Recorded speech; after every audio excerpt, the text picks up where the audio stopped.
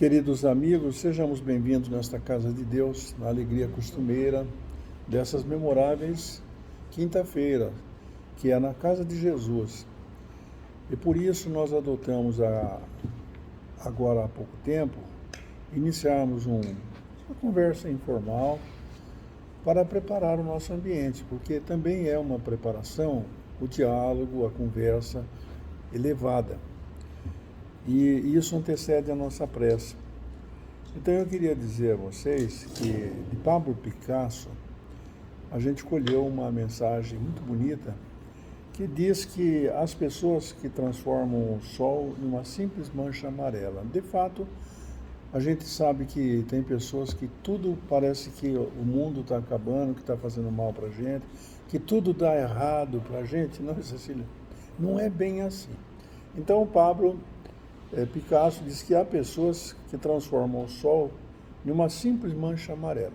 Todavia, há outros, são os otimistas, né? Essas pessoas com pensamento elevado, que já desperta levantando os olhos para o céu, agradecendo a Deus por tudo que tem.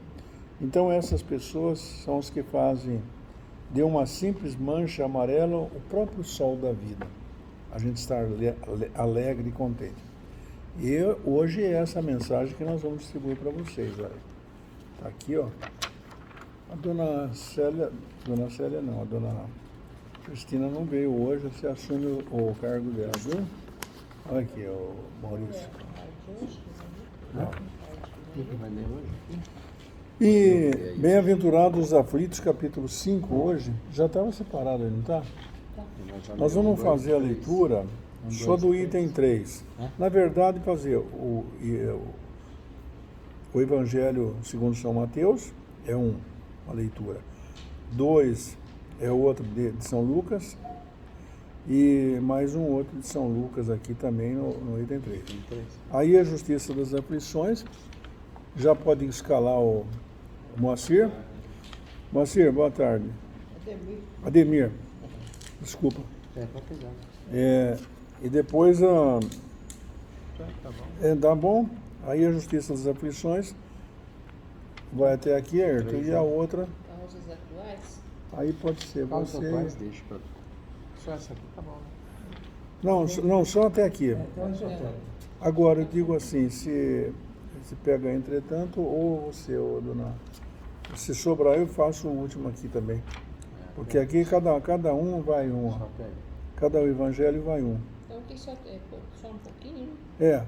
É, Vamos dizer que a senhora faça um. 1, 2, 3, O 2 faz o Maurício. É. O 3 faz. 3 faz a senhora? Faz o 3. O Ailton faz. Não, e eu? O Ailton faz o 4? pessoal daí, né? O Ademir faz o 5, então. Quem Muito faz bem. As 3 aqui, quem faz? Ai, É. 3 até onde? Até aqui, onde termina? Até Deus. Depois você faz o último, depois da última.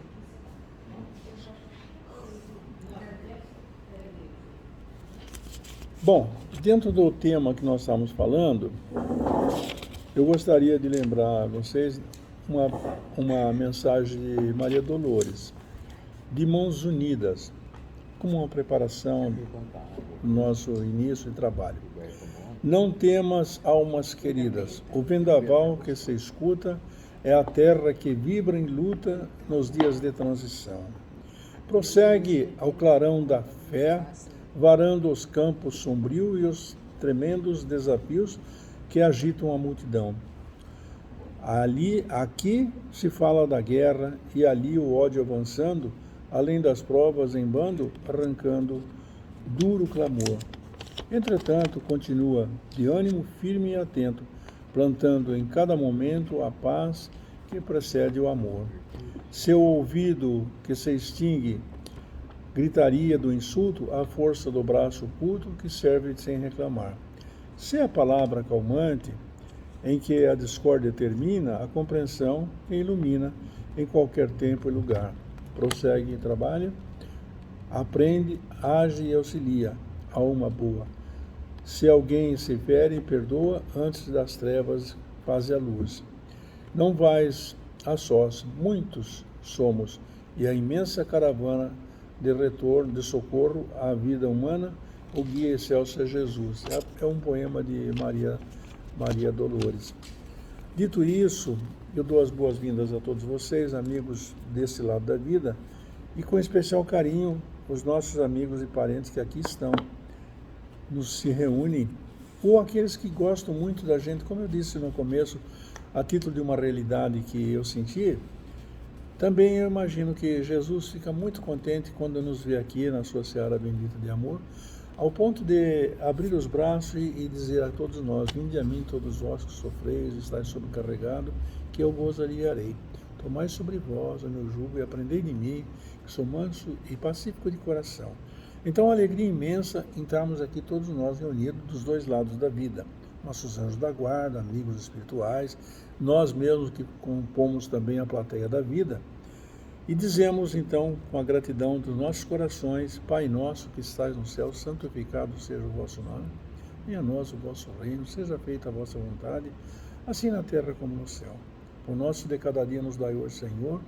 Perdoe as nossas ofensas, assim como nós perdoamos aqueles que nos têm ofendido, e não nos deixe cair em tentação, mas livre, Senhor, de todo mal, porque vosso é o poder, o reino e a glória para sempre. Desta forma, abertos os nossos trabalhos, hoje nós vamos dar uma estudada ou conversarmos um pouco sobre a bem-aventurança dos aflitos, mais especialmente a justiça das aflições. Quem começa, dona Célia? Maurício, por favor, você inaugura. Os últimos serão os primeiros, viu? Tá muito bem. Capítulo 5, bem-aventurados os aflitos. 1:1 é bem-aventurados os que choram, porque serão consolados. Bem-aventurados os que têm fome e sede de justiça, porque serão saciados. Bem-aventurados os que sofrem perseguição pela justiça, porque o reino dos céus é para eles. Está em Mateus, né? Quem é agora? 5, de 4, 6 até 10. Dona Célia. Pode ler sobre. Vós sois bem-aventurados, vós que sois pobres, porque o reino dos céus é para vós. Vós sois bem-aventurados, vós que agora tendes fome, porque sereis saciados. Vós sois felizes, vós que agora chorais, porque rireis. Mas ai de vós, ricos, porque tendes a vossa consolação neste mundo. Ai de vós que estáis saciados, porque tereis fome. Ai de vós que rides agora, porque sereis reduzidos ao pranto e às lágrimas.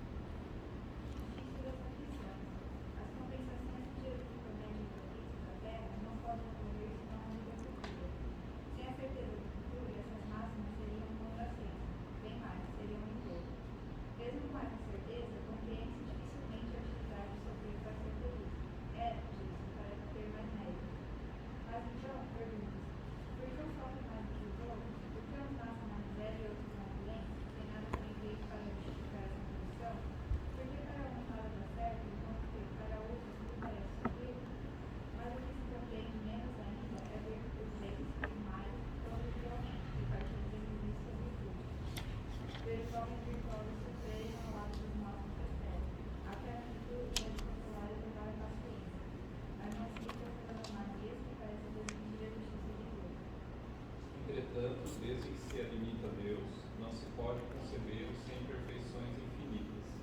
Ele deve ser todo poder, toda justiça, toda bondade, sem que não seria Deus. Se Deus é soberanamente bom e justo, não pode agir por capricho, nem com parcialidade. As vicissitudes da vida têm, pois, uma causa, e uma vez que Deus é justo, essa causa deve ser justa. Eis do que cada um deve compenetrar-se bem. Deus colocou os homens sobre o caminho dessa causa, pelos ensinamentos de Jesus.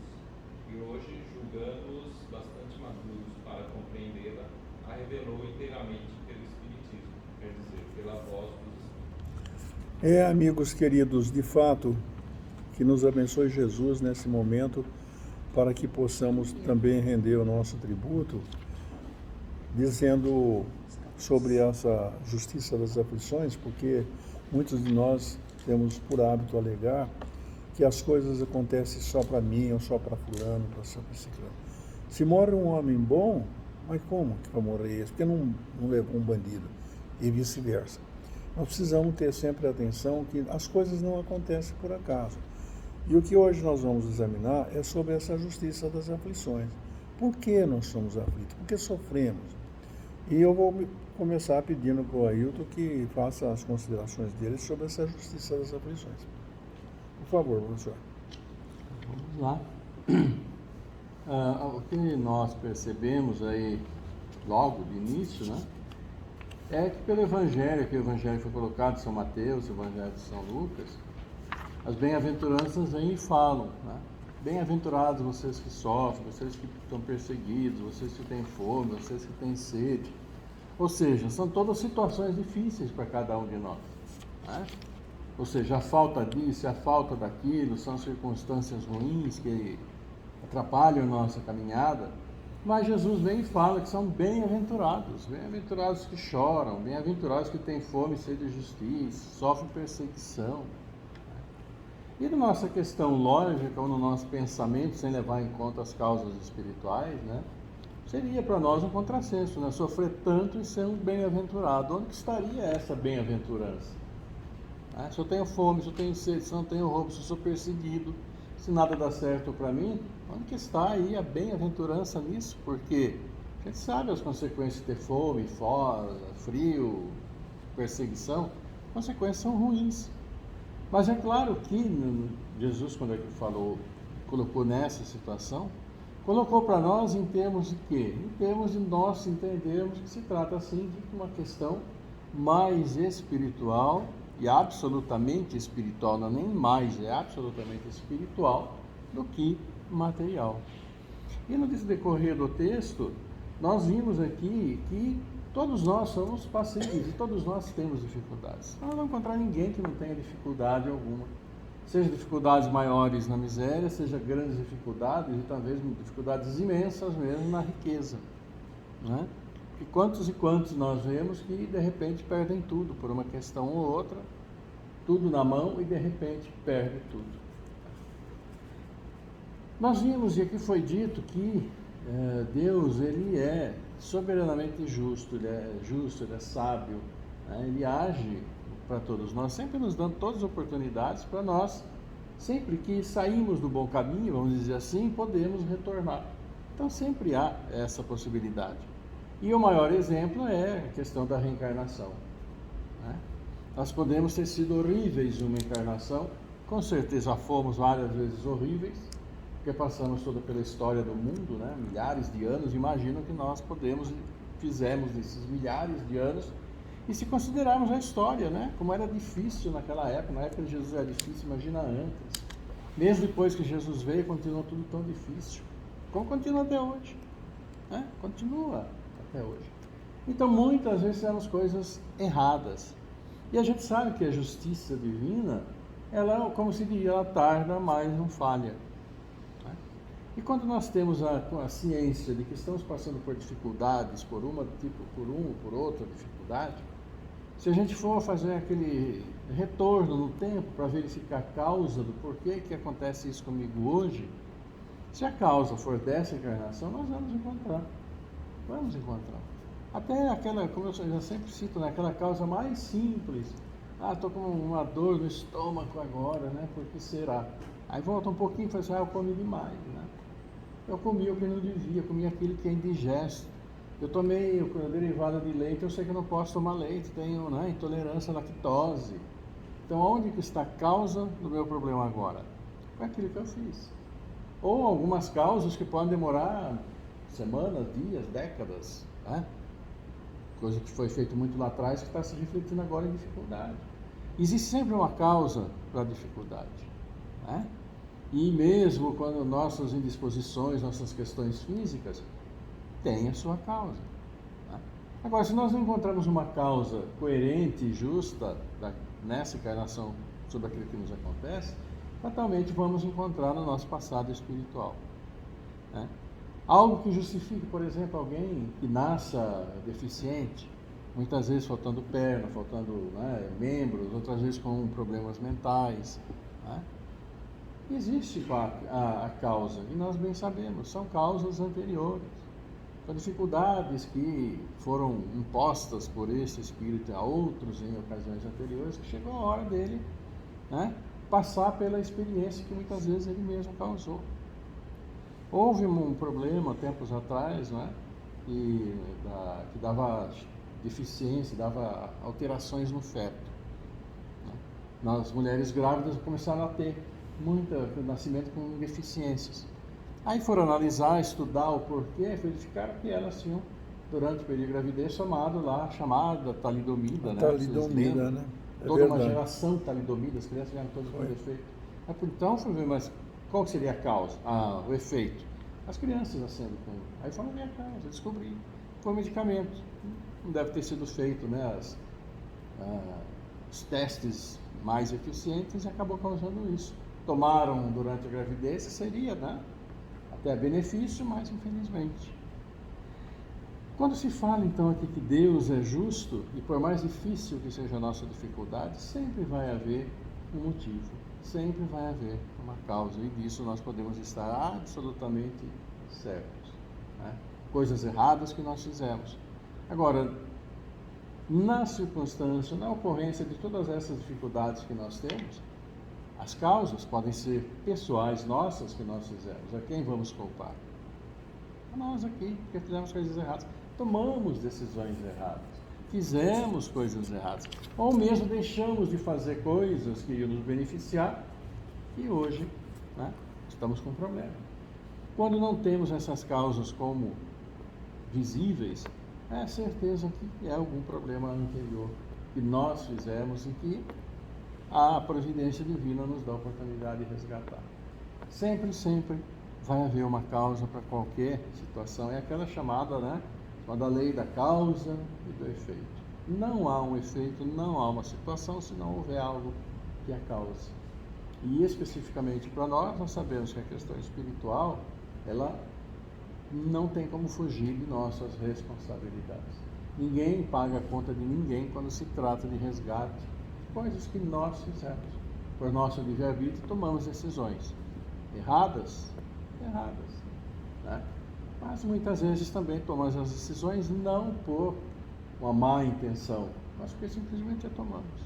E claro, sempre nessas situações vai haver causas atenuantes, né, e agravantes que vão trazer para nós a explicação do porquê isso está acontecendo. É como o caso no julgamento comum na justiça humana aqui no fórum, né, doutor? Verdade. Se alguém está lá, é porque alguma coisa aconteceu. Vai ser provado se é inocente, se é devido, é outra coisa. Mas tudo leva a crer que aquele que está lá tem a sua responsabilidade, como é o nosso caso. Pois é, amigos. No tocante aos meus sentimentos em relação a essa questão, como digo sempre, é para o nosso exercício, pondo para fora aquilo que nós sentimos. Essa justiça das aflições é que Deus é onipotente, onipresente e onisciente. Não é essa justicinha que nós fazemos aqui. Você fez isso, você vai pagar aquilo. Não é isso. Porque não é em dinheiro ou em espécie, mas é a justiça de reposição naquilo que merecemos e precisamos para o nosso crescimento. Como assim? Por que eu estou aflito? Porque tem uma causa a ser corrigida. O mundo que nós vivemos é mundo de provas e expiações. Portanto, é uma escola, estamos aprendendo, né? Tudo que nós fazemos errado, né, Maurício? A gente faz errado, fala, nossa, na linguagem vulgar, né, ou tosca, dê com os burros na água. Não vou fazer mais, não é? É assim, né, Ademir? Eu não vou fazer mais. Podem ter certeza que pelo menos eu tenho um aprendizado do sofrimento. O Ayrton falou da talidomida, né? É verdade, eu me lembro disso. Vocês são muito jovens ainda. Mas as mulheres padeceram por tomar um remédio e aí gerou um monte de processos. Você não imagina que quantidade de processos tiveram. Tem indenização. Mas com certeza há uma causa pretérita que levou a isso. A mãe fazer esse sofrimento, depois ter filho com doenças graves, a idiotia, por exemplo. E Deus não sabe. Lá tudo organizado, não é essa justiça que nós imaginamos aqui. Por isso, quando a gente fala que, entretanto, desde que se admita um Deus onipotente, onipresente e onisciente, ele é supremo. Ele sabe o que está acontecendo com cada um de nós aqui. Também tem os anjos da guarda para proteger, para nos ajudar, nos auxiliar. Então, ele fala, desde que se admita um Deus, não se pode concebê-lo não se pode concebê-lo sem a perfeição infinita. Imagina, eu quero dizer para vocês, se a gente lembrar de Judas Iscariote, a figurinha é conhecida, né? E eu, há uns anos atrás, boa tarde, por favor, seja bem-vindo. Eu sempre, quando discorria sobre esse evangelho, a intenção, ou que o nosso pensamento venha à mente, é que Judas Iscariote foi um traidor. Olha, traidor é aquela pessoa que trai a confiança.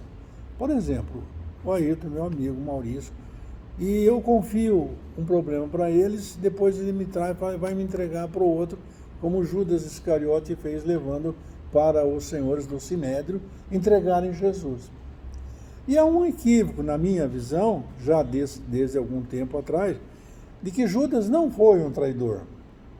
Porque tudo acontece porque é a vontade de Deus. Judas veio preparado.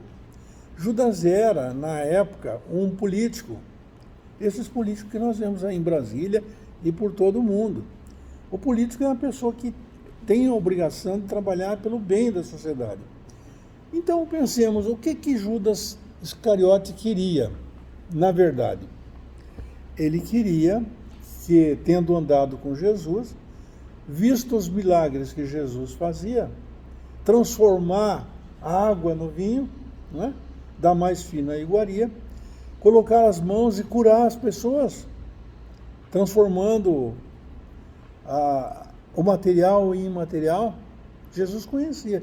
Por isso o Espiritismo diz que não existe esse milagre, né? O próprio milagre da ressurreição não é nesses termos. Ele não estava morto, né? Lázaro não estava morto fisicamente, como hoje a ciência demonstra que não tem jeito de voltar. Então, ele tendo visto tudo aquilo, o que ele queria? Pensemos aqui nós, sem estar autorizado a defesa dele, mas pensemos o que ele queria. Meu Deus, o homem sabe tudo. A hora que eu puser ele contra a parede, ele vai acabar com essa festa aí dos romanos que tomaram a Palestina. Eles não eram escravos, que pagavam o tributo, etc. Lembram? Então, ele fez com essa intenção de fazer uma revolução para devolver à Palestina o seu legítimo povo, não os romanos, que eram conquistadores. Tanto isso é verdade que vocês podem imaginar, porque é uma realidade. O primeiro que Jesus foi buscar foi isso. E também é realidade que Judas Iscariote não usou um tostão daquelas 30 moedas. O que aconteceu? Lembram disso? Judas se enforcou quando ele deu por conta, como eu disse há pouco tempo, deu com os burros na água. Eu falei, meu Deus, não é nada disso não, ele não veio com as naves espaciais, com foguete, com a internet, nada não. Então ele caiu em si e se suicidou, se enforcou. Então por que eu estou dizendo isso? Porque Deus, e nós sabemos que Judas Iscariote foi também aqui na França, foi Joana d'Arc, né? Então as reencarnações vão nos explicar isso. Então, entretanto, desde que se admita a Deus, não se pode concebê-lo sem perfeições absolutas. As talidomida, não é isso? Era um remédio que aquelas pessoas estavam destinadas a passar. Quem é que vai pagar aquela questão das guerras que Hitler mandou matar? Quem é que vai pagar? Acho que não vai ter justiça disso? Vai ter para todos nós. Agora, é verdade, e se nós colocarmos bem atenção, e olharmos que nós estamos bem, hoje bonito na cena, né? Como disse o Pablo Picasso, há pessoas que transformam o sol em uma simples mancha amarela, não é? Começamos o Evangelho.